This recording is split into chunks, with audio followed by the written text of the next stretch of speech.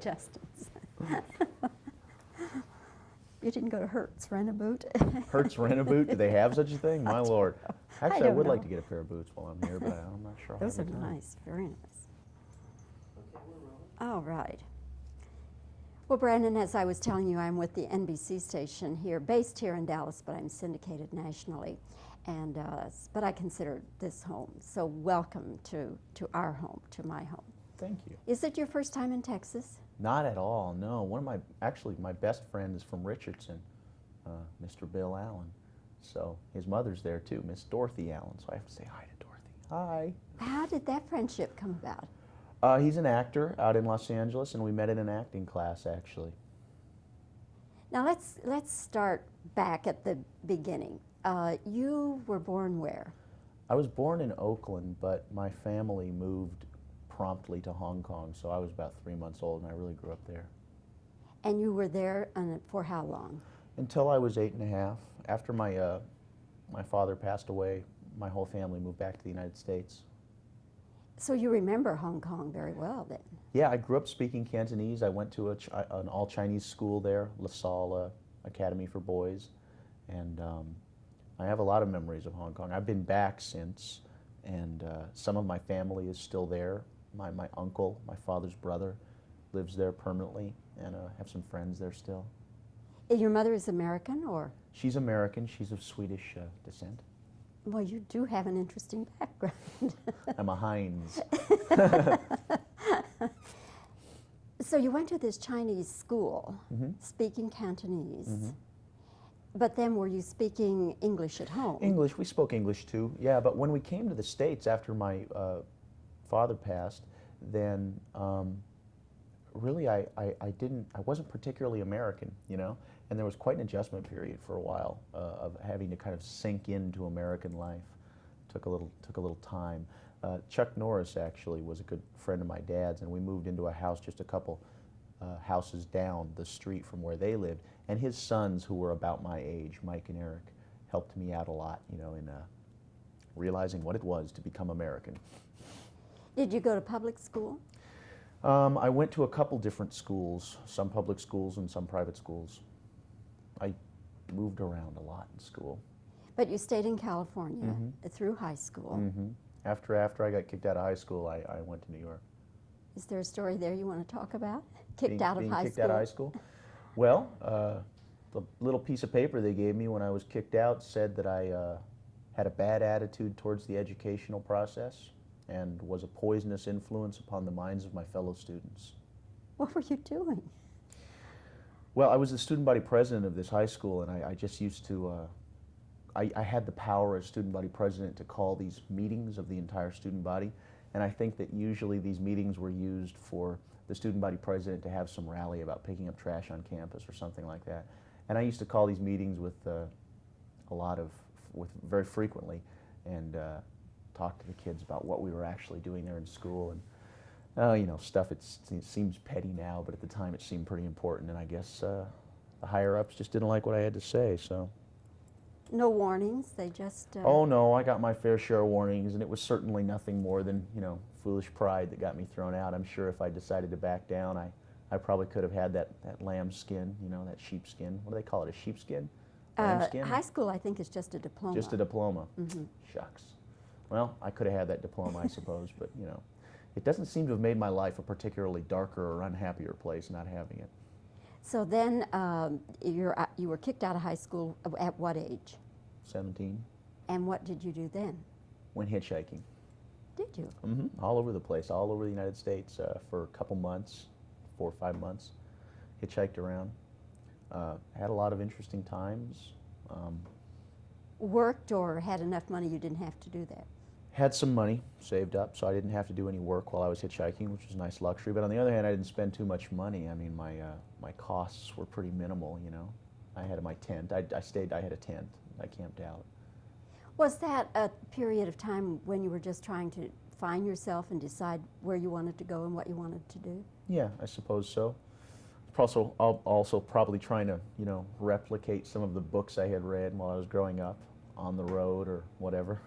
And your mom was back in California, and you stayed in touch or not? Yeah, I'd call her from a payphone every once in a while, you know. Say, I'm fine. I'm fine, I'm still alive, haven't been washed away by the rain yet. This was that year out in California that the really bad rainy season came, and all of Malibu, the Malibu coastline, just got washed away. And I remember like hitchhiking all the way up the coast highway, and just, it was devastation. Everything was gone, and it was interesting. And I actually made my way to this Zen Buddhist monastery called Tassajara up there near Big Sur, and spent a little time there. It was pretty interesting. Did you absorb that philosophy and practice it, or? No, it influenced me a little bit, but I certainly didn't join up and shave my head. Then you came back home, and then what?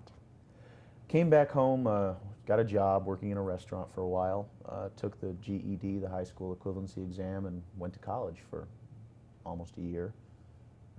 Dropped out of college, got a job working for a producer, did some auditions, got my first acting job, and been doing it ever since. What was your very first acting job?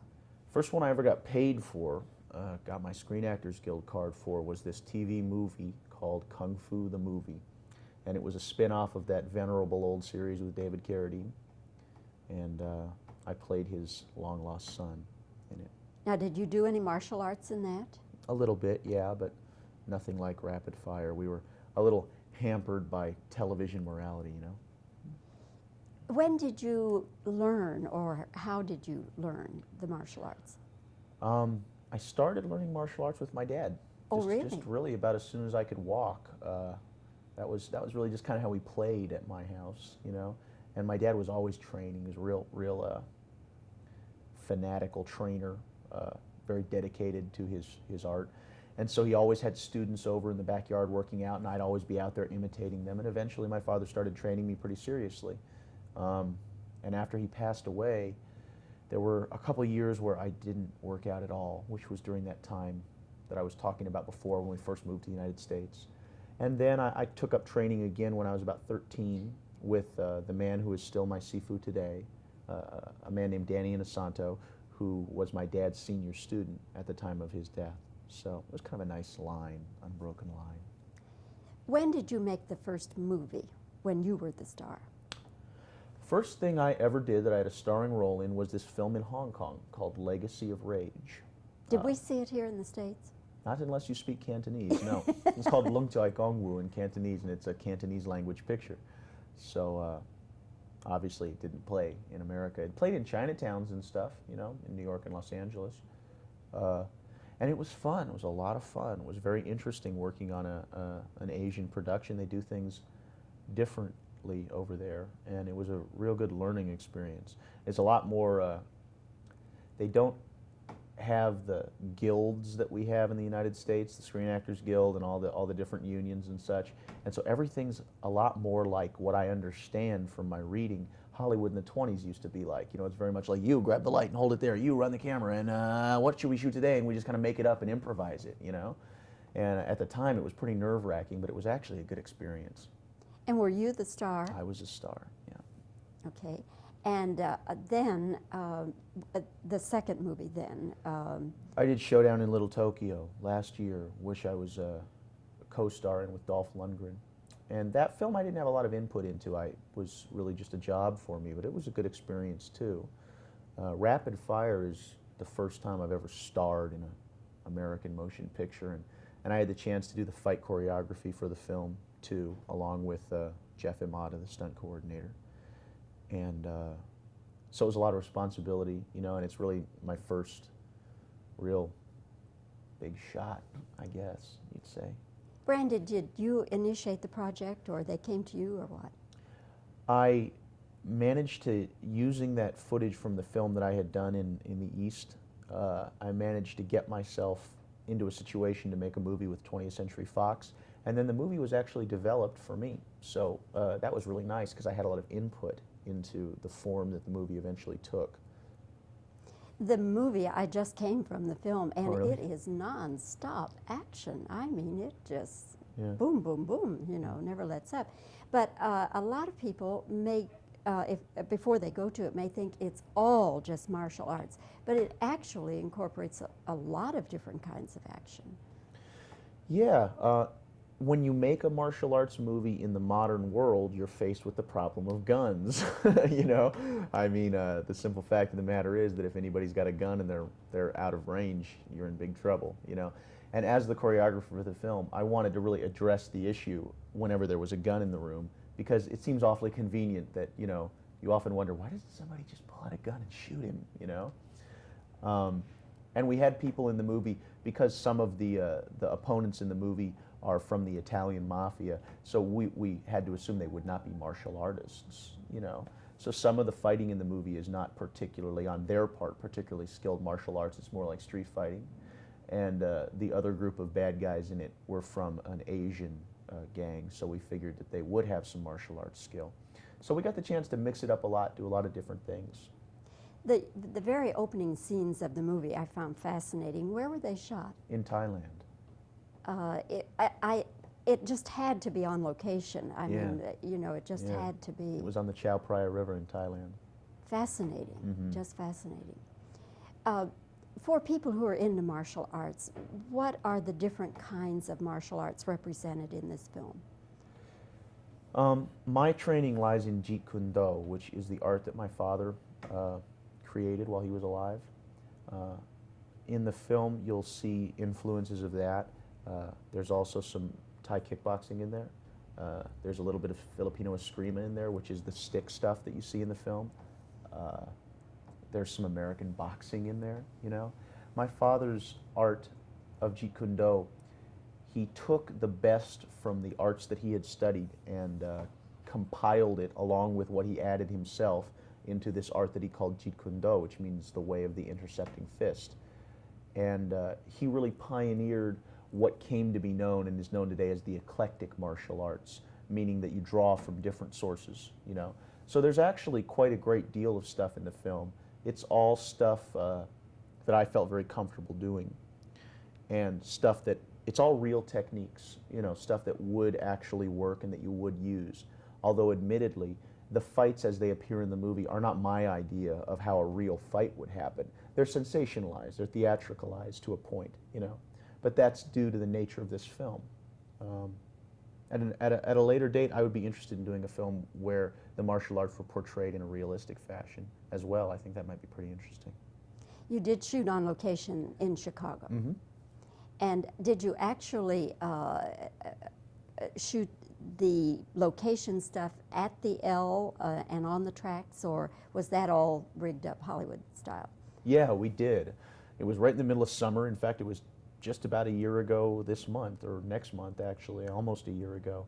And it was hot, and we were shooting nights up on these elevated train tracks. And there's that third rail, you know, the electrified rail that the train runs on. And if you touch it when it's on, you're dead, right? And the thing was, of course, the power was turned off while we were working. But, you know, you're just imagining some guy back in Central going, why is this switch off? You know. And it was a very treacherous place to work, because there were all these gaps between the boards, and the street was about 30 feet below. And it was hot, and it was the end of the shooting schedule, and it's all action, you know. But it was fun. I liked Chicago a lot. Did you at any time use a stunt double? Yeah, sure. There's some stuff in the film like where the motorcycle goes through the plate glass window. You know, that's not me. I do all my own fighting in the movie because that's just part of the bag, you know. I mean, that's part of what I'm up there for in that film. And I wouldn't want someone else to represent my style in a film. But stuff like going through a plate glass window, or you know, getting thrown into a bar full of glass bottles. Yeah, I had a great stunt double, a guy named Jeff Cadiente for. I've learned as I've gotten a little older that it just doesn't do anybody any good for you to get hurt on a film, because it just slows everything down. It costs everybody a lot of money, and it puts a lot of people out of work. You know, it's not a particularly responsible thing to do. What was the budget on this picture? I think it was about $15 million. A lot of picture there for $15 million. Well, Dwight Little, the director, was great. I mean, he's a hot shot. You're gonna be hearing about him.